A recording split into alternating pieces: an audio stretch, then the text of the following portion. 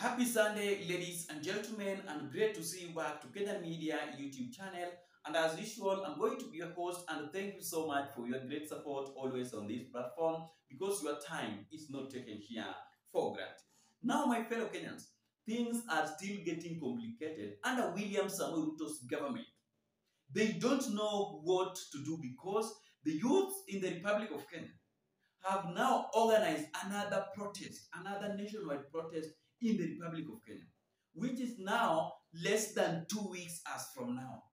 And that protest will happen on Saba next month, July.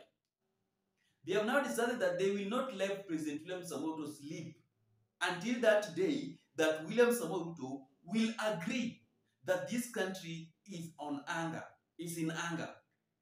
Until that time, that William Samoei Ruto will agree or accept to resolve the demands that the youth in the Republic of Kenya raises during the anti-government protest. Because this is the time of action. We don't need talks. The youth of the Republic of Kenya does not need talks right now. They need action. They need President William Samoei Ruto to start delivering things on the ground under his manifesto. This is not the time for talk, Mr. President. If you want to succeed with these youth in the Republic of Kenya, start doing things for them. Start doing things that will convince them, things that something meaningful to them. Start creating job opportunities to them, the way you promised them when you were campaigning. Wameamua hapana. They are not going to step aside for William Samoei Ruto until that day that William Samoei Ruto will accept to listen to the ground and stop listening to some of his State House advisory that he normally advises on how they can advise him. So that he can stop listening to some of his allies that are lying to him that things are okay on the ground, yet there is nothing that is good with the people of Kenya. Kenyans are suffering. So the youth, this generation is giving President William Samoei Ruto a sleepless night, ladies and gentlemen. It is true.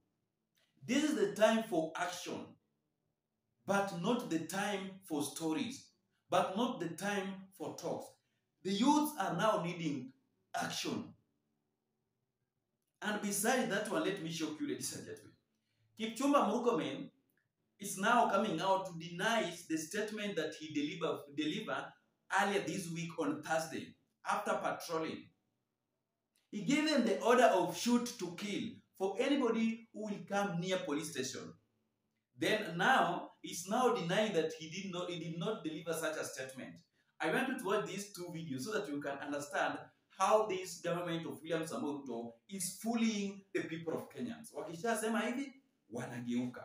I want you to watch these two videos, and before you watch the video, please consider liking our videos. When you like the video, you automatically show the support on what I'm doing on this platform. Watch the video. Ile shida yenye inafanya hata polisi za ingine ipige wakora risasi ni kwa sababu wanashikwa, wanaenda, wanarudi, wanakuja kuchekelea polisi kuambia sasa tulifika wapi, hakuna penye tunaenda. Si ukweli?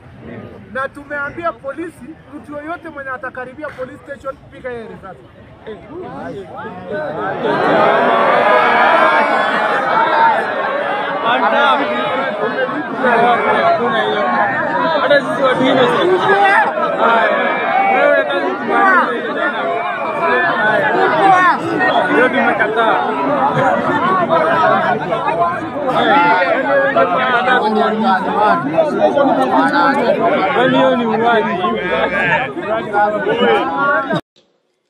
And I'm saying this with all humility.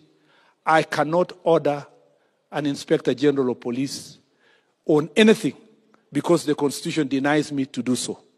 And I did not order an Inspector General or any police officer to carry out any extrajudicial anywhere. Your Excellency, what I did was to state the law. And as a lawyer, I have studied, read this law, and I understand what the law says. And what I told the police officers is, if you will not find me anywhere where I said somebody should be shot to be killed, you will not find me anywhere where I said that a police officer should take orders from myself. No. I restated the law and reminded them what the law says. And for the benefit of those, Your Excellency, who have been speaking out there, I want to read for them the National Police Service Act, Section 61(2). and schedule, particularly Schedule 6B1, Your Excellency, is very clear on the use of firearm. And I want to read it verbatim. It says, Your Excellency, that firearms may only be used when less extreme means are inadequate and for the following purposes. 1, saving or protecting the life of the officer or other persons. 2, in self-defense or in defense of other persons against the imminent threat of life or serious injury. C, protection of life and property through justifiable use of force.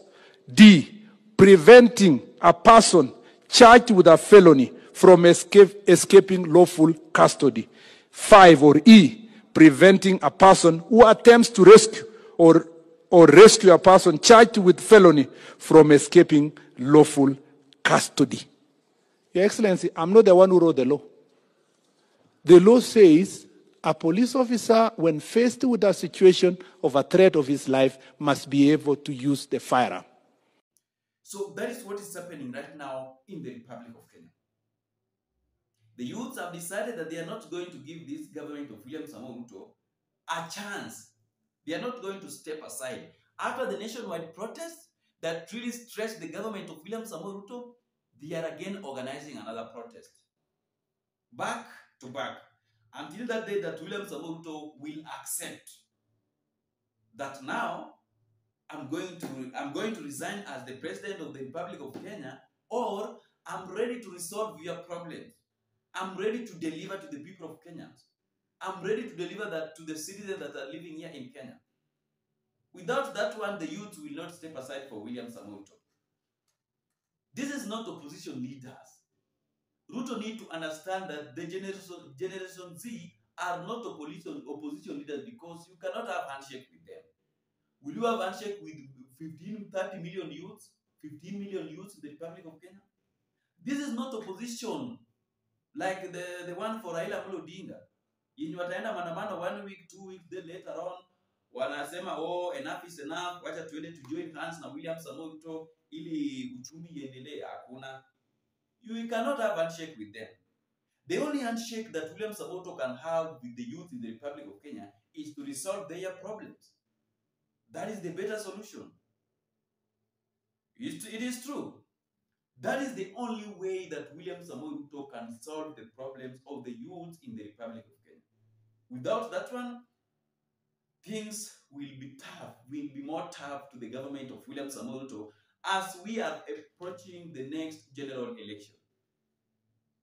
He thought that betraying his promises and kicking out Rigathi Gachagua will make things be much easier for him.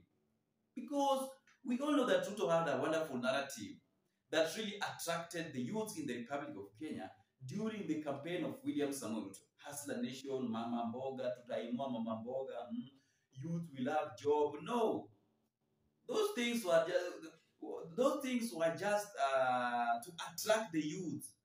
Ilikuwa tu ni nyimbo ambayo ilikuwa imekomposiwa. Ruto was a clever politician.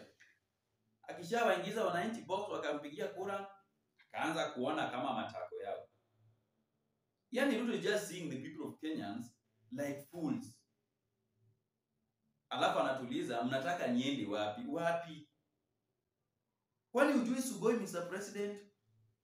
So that is how things are now happening in the Republic of Kenya. Kenyans have now decided that they will not step aside for William Samoei Ruto. They must make him accountable. They must keep on with criticizing his government, even after William Samoei Ruto have decided to misuse police officers into politics, to introduce police officers into politics so that he can use them to silence the opposition leaders and the people of Kenyans that are trying to criticize its government. Tuonane baadaye.